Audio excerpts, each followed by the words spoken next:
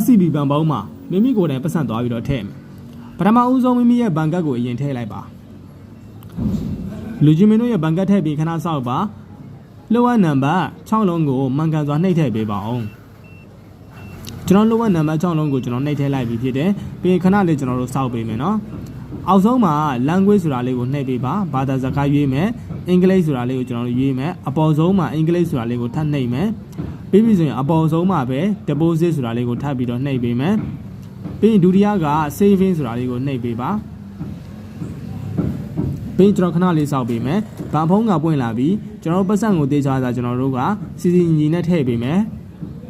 ကျွန်တော်ကတော့ဖုန်းနဲ့ကျွန်တော်ကိုယ်တိုင်ရိုက်ရတာဖြစ်တဲ့ကြောင့်ကင်မရာကတော့မငြိမ်ပါဘူးကျွန်တော်တို့ပတ်စံထည့်ပြီးသားပြီဆိုရင်တော့ခဏလေးကျွန်တော်တို့စောက်ပေးမယ်ဗန်ဖုန်းကနေပြီးကျွန်တော်တို့ထည့်လိုက်တဲ့ပတ်စံကိုရေတွက်နေတာဖြစ်တယ်ပေါ့နော်ဒါကြောင့်ခဏလေးစောက်ပေးမယ်မိမိရဲ့ပတ်စံမှန်လားမမှန်လားကျွန်တော်တို့ကြည့်ကြည့်ပါ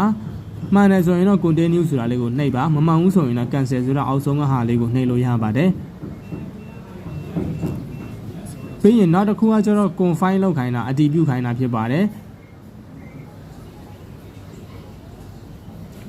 ပြီးရင်ကျွန်တော်ခဏလေးစောက်ပေးပါကျွန်တော်ရဲ့ mobile banking နဲ့ကို